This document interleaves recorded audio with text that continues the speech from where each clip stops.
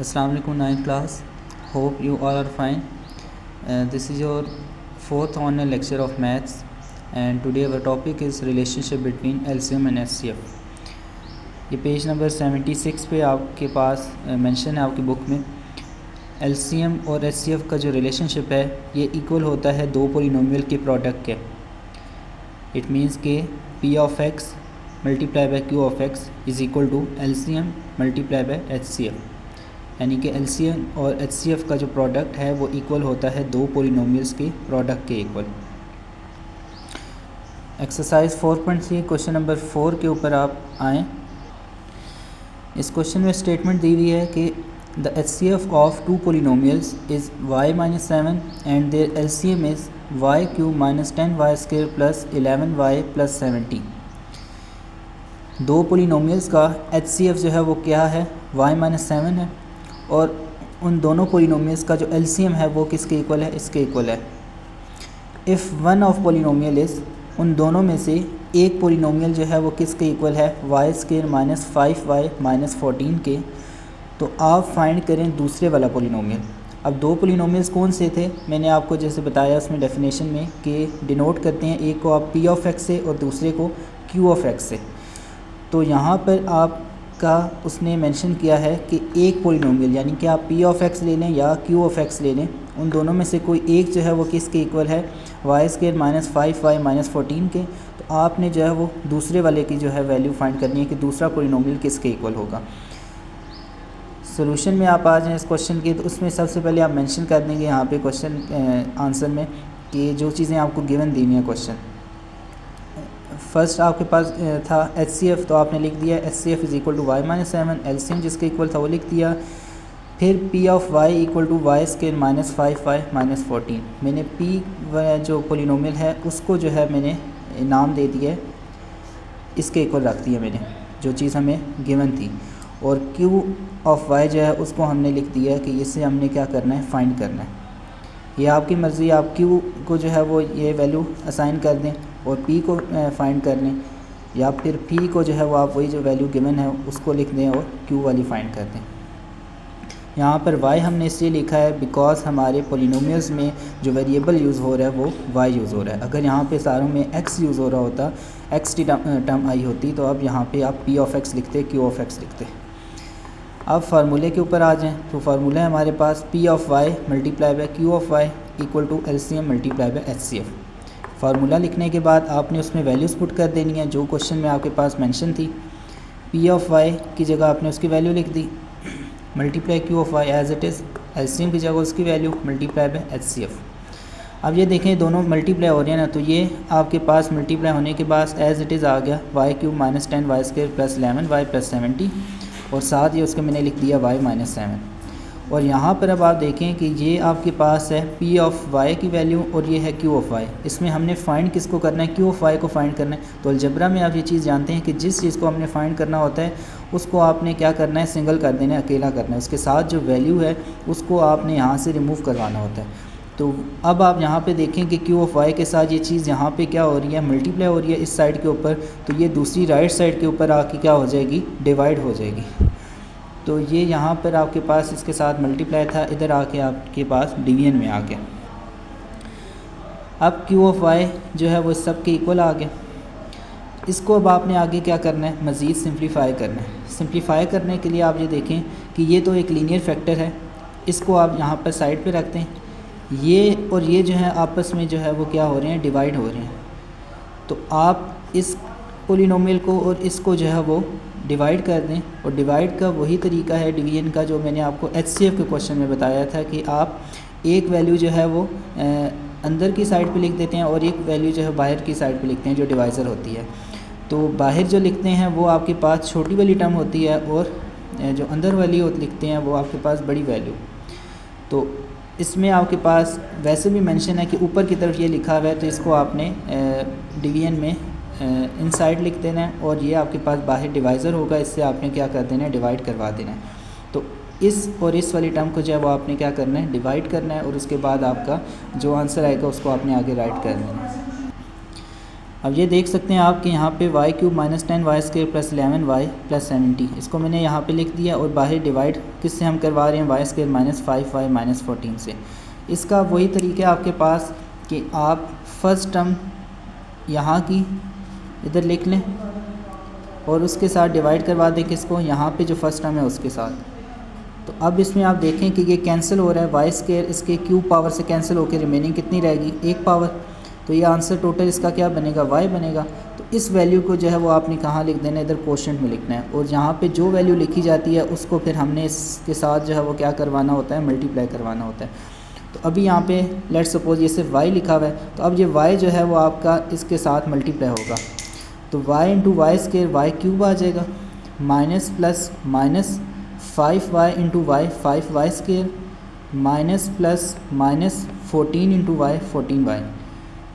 Subtract करते हैं तो साइन चेंज हो जाएंगे आपके पास। साइन चेंज करने के बाद ये तो आपके पास कैंसिल हो गया, माइनस प्लस माइनस 10 में से 5 गया तो 5y square plus plus plus होता है तो ये 25y आ गया और ये 70 एज इट इज़ नीचे उतर आएगा। फिर अगेन आप देखें यहाँ पे फर्स्ट टर्म क्या है आपके पास, माइनस 5y स्क्वायर है, तो इस माइनस 5y स्क्वायर को आप यहाँ पे लिख दें ऊपर, और डिवाइड में आप किस से करवाएंगे, यहाँ की जो फर्स्ट टर्म है और वो क्या है, वाई स्क्वायर है। अब ये कैंसिल क्या हो रहा है, वाई स्क्वायर, रिमेनिंग आपके पास क्या रह गया, माइनस 5 रह गया। तो अब इस माइनस 5 को आप यहाँ पे लिखते हैं और यहाँ पे जो टर्म लिखी जाती है उसको इसके साथ हमने क्या करवाना है, मल्टीप्लाई करवाना है। तो minus 5 into y square, minus 5y square आ गया, minus minus plus 5y into y 25y minus minus plus 14 into 5 70 होता है। साइन चेंज होंगे तो आपके पास क्या आ गया, ज़ीरो आ गया। तो ये आपके पास आंसर ज़ीरो आ गया, तो इट मीन इसका आंसर क्या आता है, जो क्वोशंट है वो आपका इसका आंसर होगा इस डिवीजन का, तो वो आपके पास क्या आ रहा है, y माइनस 5 आ रहा है। तो इट मीन्स कि आपने इस और इस पोलिनोमियल को जब डिवाइड किया तो उसका आंसर कितना बनता है, y माइनस 5 बनता है। तो यहाँ पर आप देख सकते हैं कि मैंने इन दोनों को डिवाइड करवाने के बाद यहाँ पे क्या लिख दी है, y माइनस 5 और ये y minus 7 as it is आ गया। इन दोनों को आपस में मल्टीप्लाई करवा दें, ये इसके साथ भी मल्टीप्लाई होगा, फिर ये इसके साथ भी मल्टीप्लाई होगा, सेम एज इट इज़ ये वाली टर्म इसके साथ भी मल्टीप्लाई होनी है और फिर इसके साथ। तो मैंने इसको सेपरेट करके लिख दिया कि y into y minus 7 minus 5 into y minus 7। तो ये मल्टीप्लाई करवाने के बाद q ऑफ y आपके पास कितना आ गया, y square minus 12y plus 35। It means कि जो सेकंड पोलिनोमियल है वो किसके इक्वल है, इस टर्म पोलिनोमियल के इक्वल आ गया आपके पास। क्वेश्चन नंबर 2 है आपके पास, find the square root of following polynomials by division method. ये सेकंड मेथड है स्क्वायर रूट फाइंड करने का।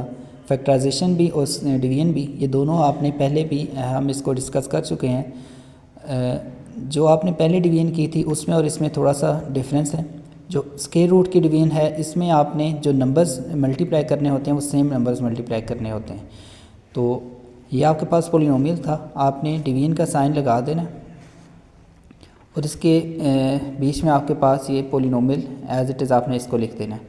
अब आपने इसकी फ़र्स्ट टर्म देखनी है, जो भी होगी फ़र्स्ट टर्म, जैसे कि यहाँ पे 121x4 है। तो आपने अब देखना है कि दो सेम नंबर्स, ऐसे दो सेम नंबर्स कौन से हैं कि जिनको हम मल्टीप्लाई करें तो हमारे पास 121x4 आ जाए। तो 121 तो आपको पता है 11 और 11 को मल्टीप्लाई करके 121 आएगा, और यहाँ पे x4 है तो x4 कैसे आएगा कि जब आप x स्क्वायर को और x स्क्वायर को मल्टीप्लाई करें तो वो किसके इक्वल आता है, x4 के। तो यहाँ पे x स्क्वायर आ गया और यहाँ भी x स्क्वायर आ गया। इट मीन्स कि 11x स्क्वायर वो टर्म है जिनको आप आपस में मल्टीप्लाई करें तो 121x4 आता है। ये सेम बना ली हमने। अब आप इसके बाद माइनस करेंगे, ये कैंसिल हो जाएगा, तो यहाँ से आपने जो दो टर्म्स हैं उनको नीचे उतार लेना है। नेक्स्ट स्टेप आपका स्क्वायर रूट में ये होगा कि जिन दो सेम टर्म्स को आपने मल्टीप्लाई करवाया था अब आप उन दोनों को ऐड करके यहाँ पे लिख दें। पहले जिनको मल्टीप्लाई किया अब उनको आप ऐड कर दें। 11x square plus 11x square आपके पास 22x स्क्वायर आ जाएगा। अब आप यहाँ पे देखें फ़र्स्ट टर्म क्या है, -198x क्यूब, और यहाँ पे फर्स्ट टर्म क्या है, 22x स्क्वायर। आप रफ वर्क में जाके -198x क्यूब लिखें और डिवाइड करवा दें जो बाहर फर्स्ट टर्म थी उसके साथ। कैंसिलेशन करेंगे तो रिमेनिंग आपके पास जो बच जाएगा वो क्या रह गया, -9x। अब इस -9x को आप यहाँ पर भी लिख दें और ऊपर आंसर में भी लिख दें। जब यहाँ पे आप लिखेंगे तो फिर इन दोनों टर्म्स के साथ इस -9x को आपने मल्टीप्लाई करवा देना है। मल्टीप्लाई करवाने के बाद आपके पास आ जाएगा -198x³ + 81x²। जब सब्ट्रैक्ट करते हैं तो आप जानते हैं साइन चेंज होंगे, इनको आपने माइनस कर देना है। यहाँ पे माइनस और माइनस प्लस होते हैं, ये ऐड होकर 264x² आ जाएगा और ये remaining terms as it is नीचे आ जाएंगी। सेम फिर अगेन वही स्टेप रिपीट आप करेंगे कि जो सेम नंबर्स को आपने मल्टीप्लाई करवाया था अब उनको आपने ऐड करवा देना है। तो 22x तो एज इट इज़ आ गया, ये -9x आपके पास -18x बन जाएगा। अब -18x आपके पास यहाँ पर आ गया। उसके बाद फिर वही स्टेप जो पहले यहाँ पर हमने किया था अगेन यहाँ पर हम करेंगे। फर्स्ट टर्म क्या है आपके पास -264x² और यहाँ पे फर्स्ट टर्म क्या है 22x²। आपने रफ वर्क में इसको लिख देना है, कैंसिल करना है और रिमेनिंग जो टर्म आती है उसको आपने यहाँ पर भी लिख देना है और यहाँ पर भी लिख देना है।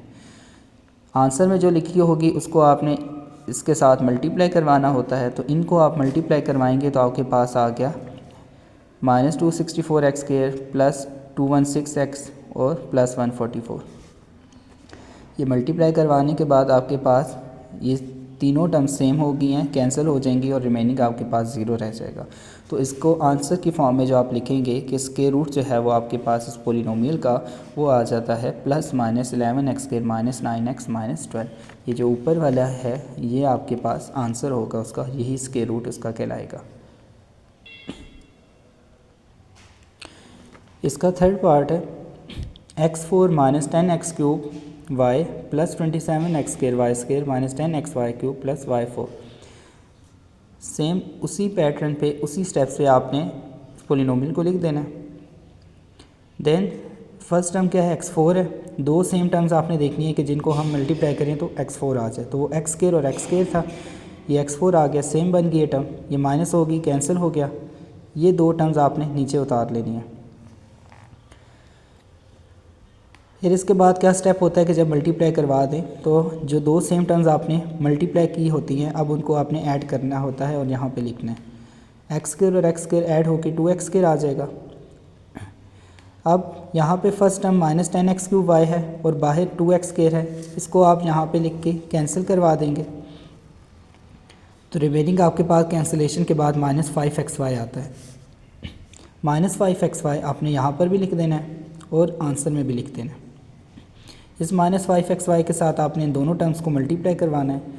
Minus plus minus 2 5 10, x² × x x³ और y सिंगल था अकेला एज इट इज़ आ गया। Minus minus plus 5 × 5 25, x × x x², y × y y²। ये कैंसिल हो जाएगा, ये आपके पास 2x² y² आ गया। जब यहाँ पे मल्टीप्लाई आप करवा देते हैं तो उसके बाद नेक्स्ट स्टेप क्या होता है कि जो सेम टर्म्स आपने मल्टीप्लाई करवाई थी अब उनको ऐड करना है।